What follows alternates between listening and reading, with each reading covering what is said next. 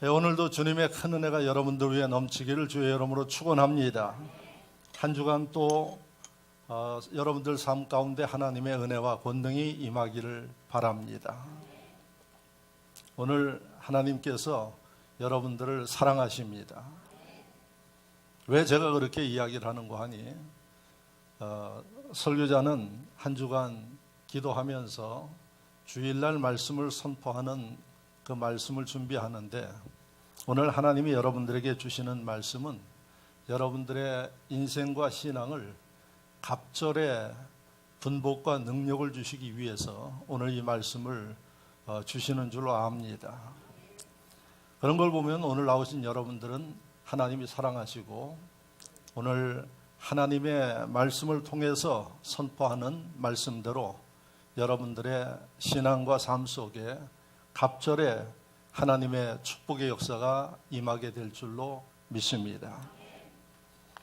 오늘 본문의 말씀은 지금부터 2800여 년 전에 이스라엘의 훌륭한 하나님의 종, 선지자라고 우리가 표현하는데 엘리야 선지자에 관한 말씀이 기록되어 있습니다. 그런데 이 엘리야 선지자가 하나님 앞에 한 시대에 약 27년 정도 귀하게 쓰임을 받았습니다. 그리고 이제 때가 되면 하나님께서 엘리야 선지자를 생명이 끝나서 부르시는 게 아니라 불병거를 태워서 하나님 나라에 이르게 하기 위해서 계획을 가지고 계셨던 것입니다.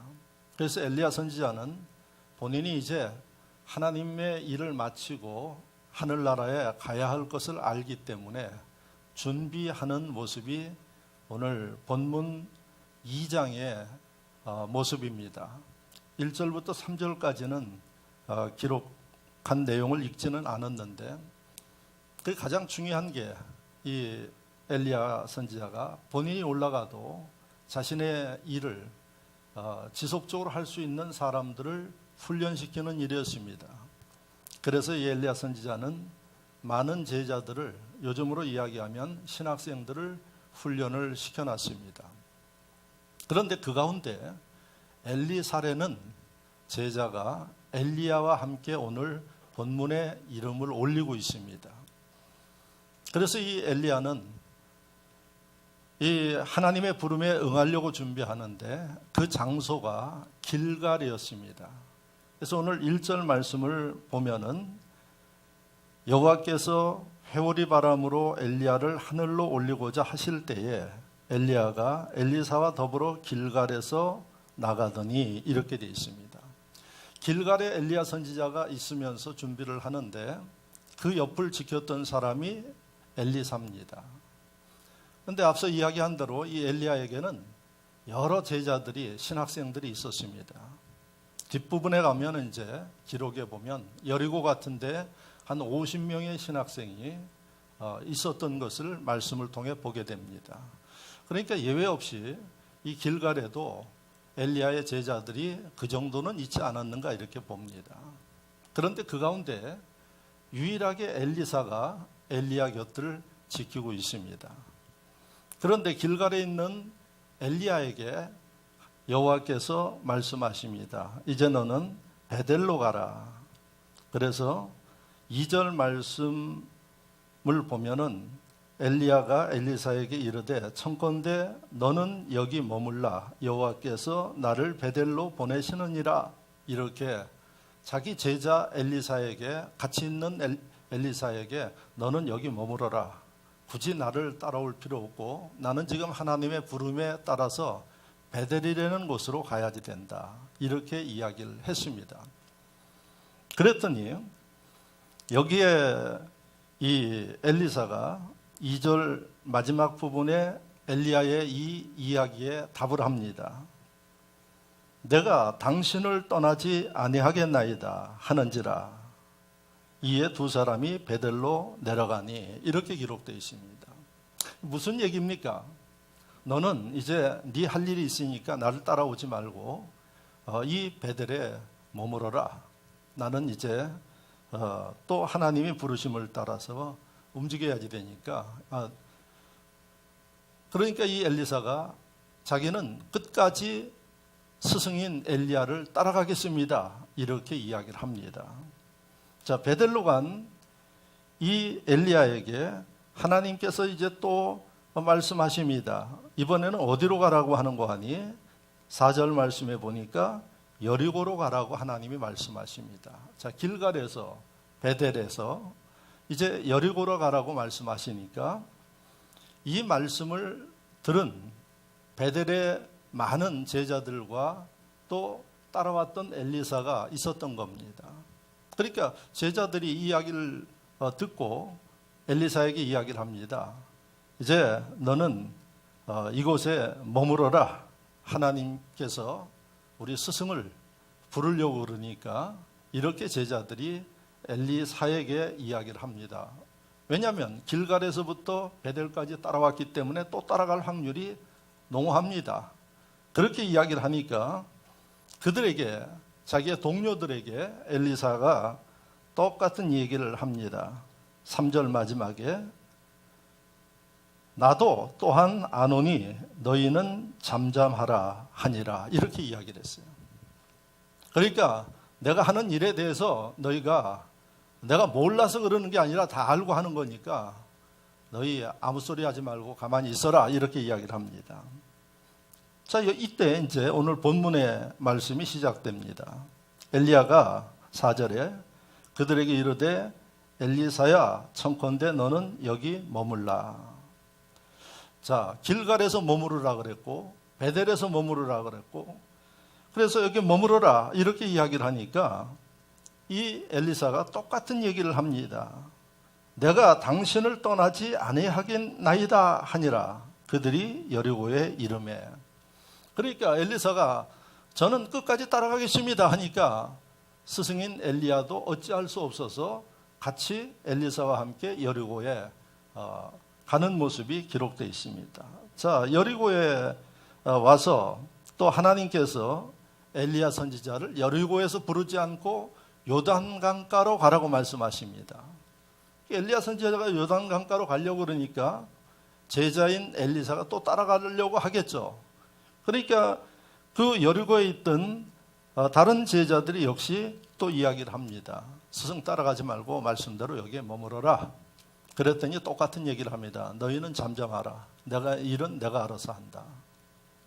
그리고 엘리야 스승인 똑같이 이야기를 합니다. 여기 머물러라. 이제 됐다. 그런데 이 엘리사는 끝까지 이야기하기를 이번에 강력하게 이야기를 합니다.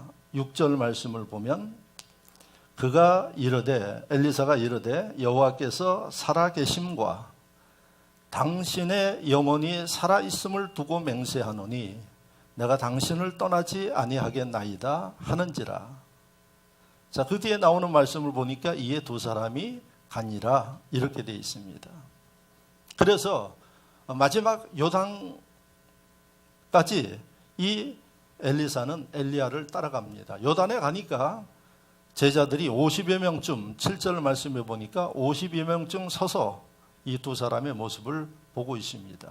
하나님이 이제 그곳에서 이 엘리야를 이 하늘로 불러 올리시는데 시간이 없습니다. 그러니까 엘리야가 8절 말씀, 9절 말씀에 거기까지 따라온 엘리사에게 묻습니다. 엘리야가 엘리사에게 이르되 나를 내게서 데려감을 당하기 전에 내가 내게 어떻게 할지를 구하라. 내가 무엇을 해주기를 원하느냐. 이제 시간이 없는데 그렇게 이야기를 하니까 엘리사가 지체하지 아니하고 고백하기를 당신의 성령이 하시는 역사가 갑절이나 내게 있게 하소서 하는지라. 당신의 능력에 갑절이 내게 임하도록 그렇게 만들어 주십시오. 이렇게 이야기를 한 겁니다. 자, 그렇게 이야기를 하니까 시간은 없고 이게 보통 일이 아니죠. 자기 능력의 갑절을 자신이 주는 게 아니거든요. 그러니까 10절에 엘리야 스승이 이야기를 합니다. 이르되 내가 어려운 일을 구하는도다. 그러나 나를 내게서 데려가시는 것을 내가 보면 그 일이 내게 이루어지려니와. 할렐루야. 그래, 나를 하늘로 불러 올리시는 분이 하나님이고 그 하나님이 네 믿음대로 갑절의 능력을 주실 것이다. 이렇게 이야기를 합니다. 그리고 그 뒤에 나오는 말씀들은 여러분들이 집에 가서 읽어보면 이제 11절에는 불수레와 불말들이 두 사람을 갈라놓고 엘리야를 회오리 바람으로 하늘로 올라가더라. 여기까지입니다. 나머지 궁금한 내용들은 가서 읽어보십시오. 그 엘리야의 제자인 엘리사가 어떻게 하나님 앞에 쓰임받았는가 하는 내용들을 여러분들이 읽어보면 은혜가 되고 흥미진진합니다. 자, 이 말씀에서 여러분들이 봐야 할 일이 엘리야를 따라다녔던 같이 훈련받았던 많은 신학생들, 제자들이 있었습니다. 그런데 그 제자들은 엘리사와 다르게 그냥 자기 자리를 지키고 있었어요. 근데 엘리사는 스승이 움직이는 곳곳마다 끝까지 따라가겠다고 이야기를 합니다. 그리고 그때에 함께했던 동료들이 야, 주제 파악을 좀 해라. 스승이 여기 머무르라 그러는데 네가 그렇게 따라가서야 되겠느냐. 그러니까 너희는 잠잠하라. 예? 내 생각과 내 마음을 모르면 너희는 가만히 있고 나 하는 것을 바라봐라 하고 끝까지 따라갔어요. 여기에서 많은 동료들과 엘리사의 구별되는 이 모습을 여러분들이 볼 수가 있습니다. 그리고 제가 오늘 여러분들에게 하나님이 여러분들을 사랑하십니다. 많은 이 땅에 크리스찬들이 있지만은 오늘 이 본문의 말씀을 통해서 여러분들이 하나님의 뜻을 제대로 깨달으면 여러분들의 신앙과 인생에 갑절의 축복의 역사가 일어날 것을 확신해서 여러분들에게 선포하는 것입니다. 오늘 이 말씀을 들으면서 엘리사와 같이 하나님 앞에 이제 여러분들의 삶 속에 이런 역사와 능력과 축복이 임하게 되기를 주의 이름으로 축원합니다. 자, 그러면 우리가 좋은 모습은 배워야지 됩니다. 성경은 진리이기 때문에 변함이 없습니다. 2800년 전의 일이지만은 그 성령님은 지금도 함께 계셔서 우리 가운데 역사하고 계십니다. 그렇다면 하나님의 진리와 하나님의 법칙은 같습니다. 지금도 우리가 엘리사와 같은 이런 신앙의 모습과 삶의 모습으로 주님을 섬기고 하나님의 영광과 은혜를 위해서 움직인다 그러면 여러분들 위에 이러한 축복과 능력이 임할 수 있다는 사실입니다. 자, 그러면 엘리사의 모습을 통해서 우리가 좀 깨달아야 할 사항이 무엇인가? 어떻게 많은 제자들이 있지만은 엘리사에게 이러한 은혜와 권능을 하나님은 주셨는가? 그 첫째는 좋은 만남이 있어야 가능하다 하는 겁니다. 할렐루야. 엘리사는 참 훌륭한 스승, 믿음의 스승인 엘리야를 만났습니다. 이름도 비슷해요. 엘리사, 엘리야. 엘리야는 번역을 하면은 여호와는 하나님이시다 하는 뜻입니다. 그리고 엘리사는 번역을 하면 여호와는 구원이시다. 그런데 이 말씀에서 보면은 엘리사가 이렇게 갑절의 능력을 입었던 것은 엘리야를 만났기 때문에 가능한 것입니다. 엘리야를 통해서 신앙훈련을 받았고 엘리야를 통해서 마지막에 하나님 앞에 이러한 갑절의 능력과 분복을 받는 기회를 잡을 수 있었던 것입니다. 엘리야를 통해서 하나님을 만난 이러한 엘리사, 우리가 이 시간에 본받고 그대로 따라 살 수 있는 지혜가 있다 그러면 그런 가능성이 있습니다. 할렐루야. 그래서 우리가 하나님을 섬기는 신앙생활, 이거 엘리사처럼 잘 해야 되겠다 하는 말입니다. 그리고 그 하나님과 교통하는 삶을 이뤄야 된다는 얘기입니다. 여러분들이 한 주간 수많은 일들을 했고 많은 사람들을 만났을 것입니다. 하나님과의 관계는 어떻게 지내셨나요? 우리가 세상의 일 바쁘고 분주하고 많은 일들이 있지만은 오늘 엘리사와 같은 삶의 역사를 이루기 위해서는 하나님과 이러한 교통, 만남, 이런 시간을 여러분들이 가져야만 이런 능력과 역사가 우리 삶 속에 일어날 수 있다는 얘기입니다. 하나님은 말씀하시기를 내가 생사화복을 주관하고 있다 이렇게 말씀하고 있습니다. 사람이 아무리 몸부림치고 별일을 다 해도 하나님이 부르시면 가야지 됩니다. 하나님이 축복하시면 막을 자가 없습니다. 하나님이 여러분 축복의 통로를 닫아버리면 몸부림을 쳐도 되어지지 않는다는 얘기입니다. 그래서 사람의 노력도 중요하지만 하나님께서 이렇게 우리를 향하여서 역사하시고 축복하실 수 있는 이러한 그 일들, 계기를 바로 저나 여러분들이 할 수 있어야 된다는 겁니다. 그게 바로 이 엘리사를 통해서 우리가 배워야 할 일입니다. 스승을 본받기 위해서 끝까지 따라가는 엘리사의 모습. 그 스승이 무엇을 가르쳐 줬을까요? 하나님에 대해서 가르쳐 줬고 하나님 섬기는 일에 대해서 가르쳐 주었습니다. 바로 이런 좋은 믿음의 만남을 통해서 엘리사는 그 인생에 갑절 업그레이드 되는 뛰어오르는 이러한 삶의 역사를 이뤘다는 사실을 여러분들이 기억하셔야 할 것입니다. 그래서 이런 만남이 참 중요합니다. 그래서 여러분들이 바로 이 자리에 있다는 것은 가능성이 있는 겁니다. 엘리사의 하나님, 여러분들의 하나님이십니다.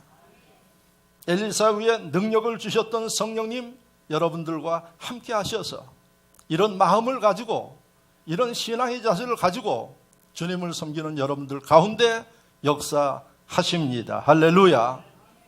그래서 이 자리에 앉아 있다는 그 자체가 사실은 여러분들은 충분히 가능성이 있는 분들입니다.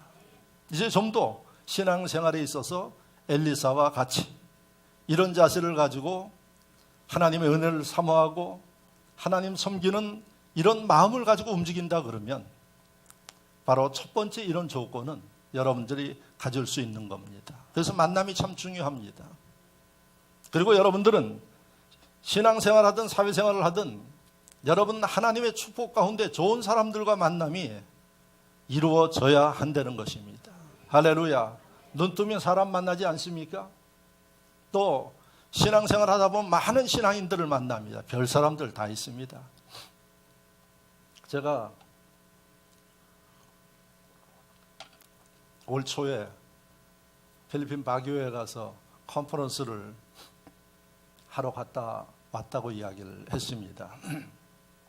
원래 여의도교회 이영훈 목사님이 가서 주강사로 하기로 돼 있는데 목사님 일정이 너무 많이 있어가지고 저하고 김포순복음교회 최 목사님하고 갔는데 저희 둘이 이영훈 목사님 대신 가서 하는 것으로 알고 있는데 언젠가도 말씀을 드렸는데 필리핀에 팜프렛이 왔는데 보니까 웬 여자 목사님이 강사로 한 사람 끼어 있습니다. 그래서 그 사람의 제가 이름은 이야기하지 않겠습니다. 본인이 회개했다고 이야기를 하니까. 그런데 저는 학교에 있기 때문에 모든 인포메이션이 저한테 다 옵니다. 그래서 그분이 사이비성에 문제가 있어가지고 그래서 제가 그 상황들을 좀 알고 있는데 그분이 끼어 있는 거예요. 그래서 최 목사님하고 제가 이걸 가야지 되느냐 말아야 되느냐 고민을 하다가 필리핀 순복음교회 초청이기 때문에 가긴 우리가 안 가면 안 되니까 가긴 가되 일대 접촉하지 말고 만나지도 말고 같이 사진 찍는 이런 일도 해서는 안 된다. 그리고 그 행사를 주관하는 제 제자 선교사한테 이야기를 했습니다. 어떤 관계인지는 모르는데 앞으로 그 만남은 조심해야 된다. 그 선교사는 당황스럽죠. 그래서 그러고 해서 저희가 가서 3일간 컨퍼런스 하면서 설교하고 그러는데 보니까 역시 뭐 저희는 그런 걸 해도 가서 사진 찍거나 그러질 않습니다. 뭐 그렇게 자랑할 일도 아니고.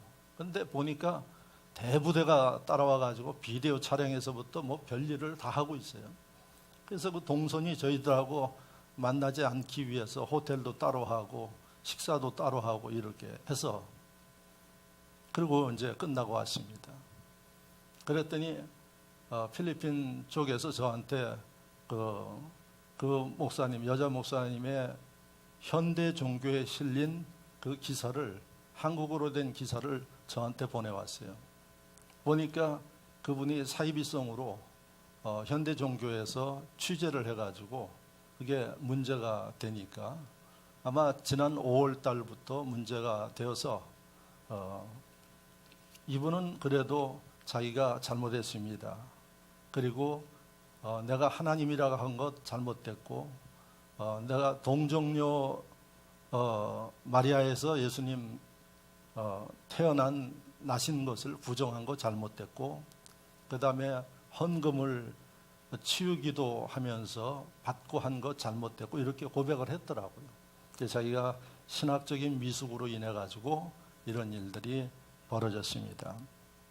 저는 한 번도 본 적도 없고 필리핀 그 성에 가서 제가 설교하고 나서 그 뒤에 이제 설교해서 그 모습을 좀 제가 보니까 미국에서 공부를 했고 미국에서 살았다 그러는데 하여튼 웃지 못할 그런 일들이 있었습니다.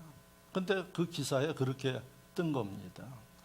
그래가지고 나중에 제가 이야기를 들어보니까 그 선교사한테 선교비를 많이 후원해가지고 선교할 수 있도록 하는 대신에 옵션으로 초청을 하고 이런 일들을 했던 것 같아요. 그래서 제가 제자기 때문에 앞으로는 조심하도록 하라 하니까 저한테 이야기가 저희 집사람하고 친해가지고 그렇게 관계를 갖게 되었고 선교비를 후원받고 얼마를 후원받았는지는 모르지만은 그런 이야기를 합니다. 제 생각으로는 돈보다도 사람이 중요합니다. 사람 잘못 만나면 망신당합니다. 결국은 알고 보니까 본인의 잘못을 고백했는데 그 돈 쓰고 하는 것들이 어떻게 되었느냐. 내가 선교사를 많이 후원해가지고 그렇게 했는데 이러면서 모든 그게 또 선교사한테 다 덮어 씌워지는 이런 일들. 제가 구체적으로는 이야기는 못합니다. 그 얘기를 제가 이번 주간에 들었습니다. 그래서 제가 필리핀 교회 발가린 선교사한테 확인을 하니까 그런 일이 실제로 있어가지고 그래서 필리핀 하나님의 성회, 우리 교단은 기독교에 대한 하나님의 성회고 저쪽은 필리핀 하나님의 성회니까 그 총회장이 우리 교회도 왔었잖아요. 그래서 거기 알고 있느냐 그랬더니 거기도 다 알려졌다고 이야기를 합니다. 여러분, 그 만남 선교비 후원하는 곳으로 만났는데 그 만남 때문에 제가 아직 선교사하고는 통화는 못했습니다. 아마 여러 가지 곤욕스러운 가운데 있고 그 필리핀 하나님의 성에서도 조금 이제 문제가 되지 않을까 생각합니다. 그런 돈을 받아서 만난 만남이지만은 결국은 그 돈 받은 것보다 더 큰 엄청난 화가 임하는 이런 모습들을 여러분 비일비재하게 봅니다. 그래서 엘리사가 이렇게 하나님의 사랑과 분복받은 요인 중에 하나는 하나님이 축복할 만한 믿음의 사람들과 만남. 바로 여기에 비결이 있다는 사실을 기억하시길 바랍니다. 그래서 여러분들이 하나님 앞에 경제적인 것을 놓고 기도하고 여러분들의 삶을 놓고 기도하고 이거 좋지만은 좋은 사람들과 만남을 위해서도 기도하시기를 주의 이름으로 축원합니다. 이게 하나님의 축복의 비결 중에 하나다 하는 사실입니다.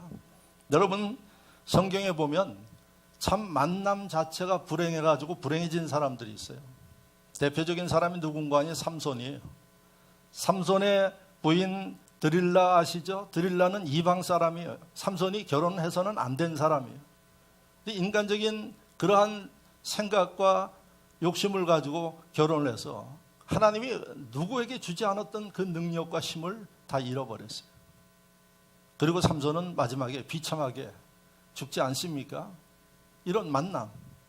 그래서 여러분들의 인생에 하나님의 분복과 역사를 이루기 위해서 이러한 주님 안에서의 믿음 안에서의 만남, 이것을 여러분들이 늘 가슴에 담으면서 기도하고, 그럼 목사님 믿음 없고 그런 사람들과는 만나지 말아야지. 아니에요. 우리는 모든 대상이 복음을 증거해야 할 대상이기 때문에 누구든 만납니다.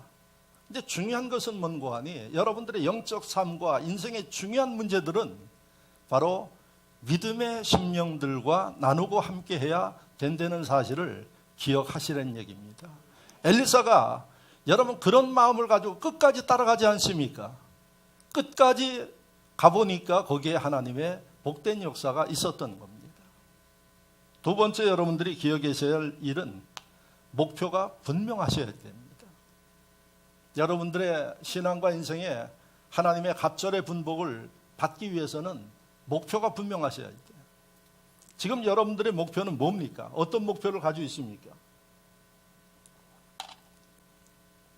물어보면 많은 사람들이 주저주저해요.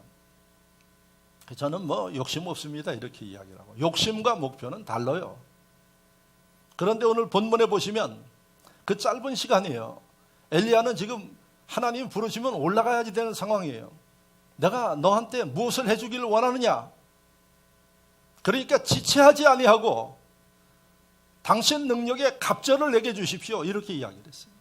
이 얘기는 뭔고 하니 엘리사의 마음에는 늘 살아가면서 목표가 분명했어요. 내 스승보다 능력 있는 사람이 돼야겠다. 그러니까 주체하지 아니하고 이야기를 했어요. 그리고 한국 사람들처럼 이런 이야기를 하면 겸손해서 그런지 수줍어서 그런지 몰라도 잘 이야기를 못해요. 네? 그리고 나중에 뭐 이야기하고 그러는데 여러분들의 목표 기도하면서 잡았으면 선포할 수 있어야지 돼요. 누가 물으면 자신 있게 이야기할 수 있어야지 돼요. 지금 제 설교를 들으면서 여러분들이 목표가 뭡니까 하면은 무슨 목표를 가지고 있는지 저는 잘 모르겠어요. 그래서 두 번째 하나님이 축복하시고 쓰는 심령들의 모습은 분명해요. 그 목표가 스승을 능가한다는 것은 교만스럽게 보일지는 몰라도 자기의 영광을 나타내기 위해서 그러는 게 아니라 하나님의 영광을 위해서 필요한 거예요. 그러니까 담대하게 이야기하지 않습니까? 당신의 능력의 2배입니다. 스승이 여러분 그 얘기를 듣고 축복하지 않습니까? 그래서 두 번째 여러분들이 가져야 할 이 일은 여러분들이 분명한 목표가 있어야만 하나님의 이런 분복과 역사를 이룰 수 있다 하는 사실이에요. 성경에 많은 인물들이 나와요. 그 가운데 마가복음 10장에 보면은 태어날 때부터 소경된 바디메오가 나오죠. 바디메오는 출세, 돈, 그게 목표가 아니에요. 자기 눈을 떠서 좀 보는 게 목표예요. 자나깨나 목표가 눈 뜨는 거예요. 그래서 이 바디메오는 자신의 눈을 뜨는 것에 대한 목표가 분명해요. 지금도 보면요, 가끔 이런 어려운 처지에 있는 사람들이 거리에서 구걸을 하고 이런 모습들을 보죠. 그러면 인간적인 생각이 어디 가야지 돼요? 사람 많이 모이는 곳에 가야 돼요. 시장을 가든지 뭐 지하철 입구에 가든지. 사람 많은데, 유동인구가 많은 데 있어야 뭐 얻을 게 있죠. 그 당시도 똑같아요. 그 당시에 아마 제가 기록을 보니까 예루살렘의 상주 인구가 한 2만 5천 명 정도 됐다 그래요. 지금부터 2000년 전이니까 큰 도시죠. 베들레헴 같은 데는 뭐 한 200~300명 됐다 그래요. 그런데 예루살렘은 상주 인구뿐만 아니라 유동 인구가 많아요. 그래서 뭐 많을 때는 뭐 10만 명씩 이렇게 왔다 갔다 했다 그래요. 그러니까 가만히 보면 사람들 드나드는 통로, 지금도 여러분들이 예루살렘에 가보시면은 그 문이 있어요. 예수님이 드나들었던 그 문이 네 군데가 있는데 거기 앉아 있거나 그래야지 돼요. 근데 바디메오는 어디에 앉아 있었어요? 성전 앞에 앉아 있었어요. 그 성전 앞에 앉아가지고 늘 구걸하는 돈보다도 눈 뜨는 거예요. 아마 소경들이 한둘이었습니까? 많은 소경들이 있었어요. 근데 다른 사람들은 그런 소원 가지고 안 살았나요? 아마 그 당시에 의술로 눈을 뜬다는 것은 불가능한 얘기. 그러니까 자기 인생은 눈 뜨는 거 포기하고 먹고 사는 일들에 따라 움직였어요. 그러나 바디메오는 달랐어요. 눈 뜨는 게 소원이에요, 돈보다도. 그 목표가 분명했어요. 바디메오가 왜 성전 앞에 있었겠어요? 예수님이 활동하시면서 이야기를 들어보니까 병자를 고쳐주시고 죽은 자를 살리고, 그러니까 소망이 시장에 있는 게 아니에요. 하나님의 성전에 가야지 될 것 같아요. 왜? 예수님 거기 지나가시니까. 바디모의 목표가 눈 뜨는 게 목표니까 그가 있었던 장소도 달랐어요. 성전 앞에서 바디메오가 구걸을 하고 있었어요. 말씀해 보니까 예수님이 이 바디메오 소원대로 그 앞을 지나가시는 타이밍에 사람들이 왁자지껄하고 수많은 이야기들이 들리니까 보이지는 않지만은 바디메오가 예수님 지나가는 것을 알았어요. 다 읽어보셨죠, 기사요? 뭐라 그랬어요? 바디메오가 예수여 나를 불쌍히 여기소서. 목표가 분명한 사람은 환경과 체면과 상황을 보지 않습니다. 자기 목표, 눈뜨고 싶은 목표 때문에 사람들이 뭐라고 그러거나 말거나 예수여 나를 불쌍히 여겨달라고 외쳤어요. 제자들과 그 주변에 있는 사람들이 시끄럽다고 저지하지 않습니까? 그럼에도 불구하고 자기 마음에 그 소원 목표를 이루기 위해서 그는 예수님을 향해서 절규합니다. 예수님이 바디메오를 보셨어요. 그리고 주님의 능력으로 바디메오가 그 소원하는 목표, 사람 능력과 의술로는 될 수 없는 그 목표가 이루어졌어요. 엘리사에게 임했던 갑절의 능력, 엘리야가 주는 거 아니에요. 하나님이 주셨어요. 그 하나님, 여러분들이 바디메오처럼 엘리사처럼 이렇게 열정을 가지고 분명한 목표를 가지고 주님 앞에 부르짖고 여러분들이 인내하면 이루어질 수 있다는 게 이 말씀의 핵심인 것을 믿으시기를 바랍니다. 많은 사람들이 포기하고 있을 때 목표가 분명한 사람 포기하지 않습니다. 왜요? 하나님은 전능하시기 때문에 그렇습니다. 그리고 그분은 지금도 살아계시기 때문에 포기하지 않는다는 얘기입니다. 신앙인들 가운데서도 목표가 없는 사람들이 많아요. 그리고 포기한 사람들이 많아요. 내가 기도한다고 하나님이 들어주실까? 내가 그렇게 꿈꾼다고 하나님이 축복해 주실까? 바디메오 외에 소경들 다 그런 마음을 가지고 살았어요. 그러니까 그 인생이 발전되지를 않습니다. 여러분들이 예수를 믿는다 그러면 전능하신 하나님을 믿고 살아계신 하나님을 믿기 때문에 여러분들이 그 목표에 분명하게 여러분들 가슴에 담으면서 하나님 앞에 부르짖어 기도하고 엘리사처럼 끝까지 인내하면서 따를 때 하나님이 여러분들 그런 사람들을 위해 지금도 만나주시고 축복한다는 사실을 잊지 마시기를 축원합니다. 마지막으로 세 번째, 엘리사의 모습을 통해서 우리가 배워야 할 일은 뭘까요? 열정이 있어야 됩니다. 열정. 그래서 여러분, 하나님의 백성들은 열정이 있어야 이런 하나님의 분복을 이룰 수가 있습니다. 우리와 함께 하시는 분이 누구예요? 성령님이에요. 성령이 임하면 어떤 마음의 변화가 있을까요? 열정이 생겨요. 열정. 그래서 성령을 불같은 성령, 비둘기 같은 성령 이렇게 이야기를 합니다. 성령 받는 사람들의 특징이 뭔가 하니 뜨거워요. 열정이 있어요. 그래야 하나님 일을 할 수 있어요. 그래야 세상 나가서도 성령의 사람들이 하나님의 능력과 기적을 이룰 수가 있는 겁니다. 오늘 엘리사의 모습을 보니까 열정이 있어요. 길갈에서 베델로 가지 않습니까? 베델에서 여러분 여리고 가지 않습니까? 여리고에서 요단 가지 않습니까? 웬만한 사람은 가기 전에 다 포기해요. 열정이 있는 사람은, 주의 영이 함께하는 심령은 포기하지 않습니다.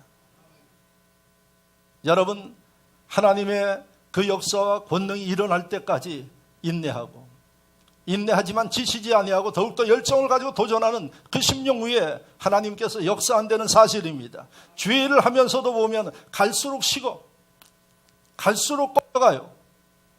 얘는 하나님의 역사를 이루지를 못합니다.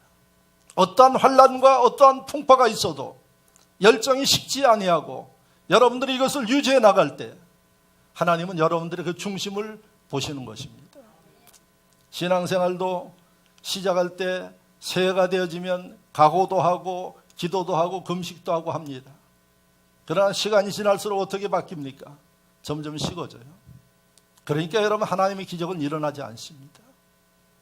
열정이 있는 사람은 처음과 끝이 같습니다.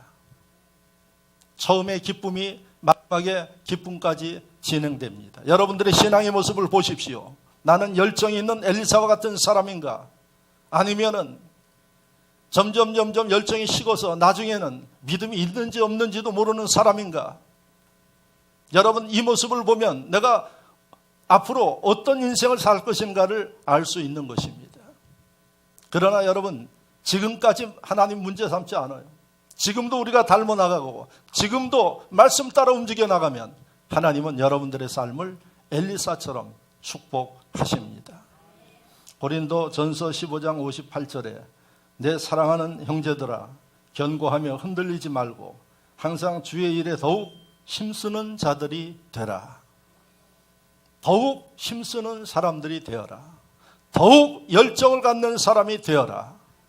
여러분, 구약 오늘 본문뿐만 아니라 신약 고린도 전서에도 보면 하나님이 열정 있는 사람이 될 것을 우리에게 말씀하고 있습니다. 저는 몬태나주 주지사 휴 앨런슨이라는 사람에 대해서 이야기를 하고 마치려고 합니다. 휴 앨런슨이라는 사람은 원래 스웨덴 사람이에요. 그런데 이제 신대륙 미국에 가서 성공해보기 위해서 18살에 있는 돈 가지고 미국으로 이주를 했어요. 그런데 동부 쪽으로 이주를 한 겁니다. 그래서 그곳에 가서 이민 가서 열심히 사는데 뭐 하는 일들이 그렇게 마음대로 되지 않고, 그래서 가져갔던 돈 다 떨어지고, 돈이 떨어지면 동부는 살기가 더 어렵습니다. 동부 워싱턴과 뉴욕 이쪽에는 겨울에는 추워요. 그리고 눈이 얼마나 많이 오는지 우리나라보다 훨씬 눈이 많이 옵니다. 그러니까 돈 없는 사람들이 살기가 어려워요. 그래서 그가 생각하기를 서부 캘리포니아 쪽으로 LA 있는 그쪽으로 가면은 1년 내내 기후가 좋아요. 그리고 기후가 건조해가지고 보면은 나이 든 분들이 지금 많이 그곳에 살아요. 그리고 갈 때마다 뭐라 그러는 거 아니? 이곳에 사는 노인들은 관절염이 없대. 왜 그러냐 그랬더니 기후가 그렇게 좋아서 관절염이 없어서 노인들이 거기에 많이 와 산대요. 그런지 어떤지는 모르겠지만은 제가 가보면 1년 내내 기후가 참 좋아요. 그래서 이 휴 에런슨이 돈 다 떨어지고 동부에서 살기 어려우니까 서부 캘리포니아 쪽으로 가자. 그래서 대륙 횡단 열차를 타야지 되는데 돈이 없는 거예요. 열차 탈 돈까지 없어요. 그래서 어떻게 했어요? 무임승차를 했죠. 무임승차를 해가지고 조마조마하면서 한참 가는데 잡힌 거예요. 승무원들한테. 그래가지고 잡혀가지고 되게 얻어맞고 내렸는데, 내린 그곳이 미국의 옐로스톤이라고 지금 국립공원으로 많은 사람들이 구경 가는데 그 옐로스톤 부근 강가에다가 내려준 거예요. 그러니 거기서 캘리포니아까지 가야지 되고, 그 다음에 두 번째는 잘 살아보려고 이민 왔는데 맞기를 그냥 실컷 맞고 버림받은 그 인생이 되니까 좌절을 한 거예요. 그래서 옐로스톤 앞에 흐르는 강에 뛰어들어서 이제 차라리 죽어야겠다. 내 인생 비참하게 되었고, 그래서 그가 자살을 마음먹고 시행을 하려고 그러는데 어려서부터 주일학교를 다녀가지고 그 마음속에 디모데후서 4장 7절 말씀이 생각이 나는 거예요. 이 예수 믿는 사람들의 성경을 여러분들이 읽고 듣고 하는 게 참 대단히 중요한 자산입니다. 그래서 디모데후서 4장 7절 내가 선한 싸움을 싸우고 나의 달려갈 길을 마치고 믿음을 지켰으니, 이 말씀이에요. 그러면서 그 마음속에 하나님께서 음성을 들려주시기를 네가 네 인생의 싸움을 다 싸웠느냐? 다 살았느냐? 너 열심히 살았느냐? 이런 마음을 하나님께서 주셔서, 그래도 믿음이 있으니까 은혜를 베푸셔서 그가 그래 내 인생에 이제 20대인데 18살에 이민 갔으니까 20대니까 20대에 뭐 내 사력을 다해서 살아보자. 그래서 그가 캘리포니아 쪽에 가서 밑바닥부터 일을 한 거예요. 그러다 그가 몬태나주에 이주를 해가지고 그곳에서 바닥의 인생부터 시작해서 30년을 살았어요. 그래서 나중에 그 몬태나주의 많은 주민들이 이 사람을 주지사로 세운 거예요. 그런데 얼마나 존경을 받는 사람인고 하니 미국에 많은 주지사가 있는데 몬태나주의 에 슈런슨이라는 이 사람처럼 존경받는 사람이 없었던 거예요. 그래서 많은 사람들이 어떻게 당신은 그렇게 존경받습니까 하니까 다른 거 아니에요. 내가 그렇게 죽으려고 했던 상황에서부터 다시 시작해서 이 위치까지 올라오면서 배고프고 힘들고 절망하는 사람들의 마음을 누구보다도 이해할 수 있었다는 거예요. 그래서 그들을 돌봐주고 그들을 붙잡아주고 하는 일들을 해서 그 사람들이 자신을 주지사로 만들었고 주지사가 되어서도 변함없이 그런 마음을 가지고 해서 아마 미국 역사상 가장 위대한 주지사 하면은 몬태나주의 휴 앨런슨이라고 이야기를 한답니다. 성도 여러분, 빈털털이 돼서 죽으려고 했던 사람이 하나님이 말씀을 주셔서 그 열정을 가지고 시작했더니 30년 만에 이런 역사를 이루었다고 합니다. 이제부터 여러분들 삶 30년 후에 물론 하늘나라 가실 분들도 계시겠지만 하늘나라 가는 것은 더 축복이지 뭐. 예? 이런 하나님의 분복과 역사를 이룰 수 있기를 주의 이름으로 축원합니다. 뭐가 있으면 식지 아니하는, 좌절하지 아니하는 열정이 있으면, 더 도전하면 엘리사와 같은 인물들이 될 수 있음을 믿으시면서 도전할 수 있기를 주의 이름으로 축원합니다. 말씀을 생각하며 다 같이 한 목소리로 기도합니다.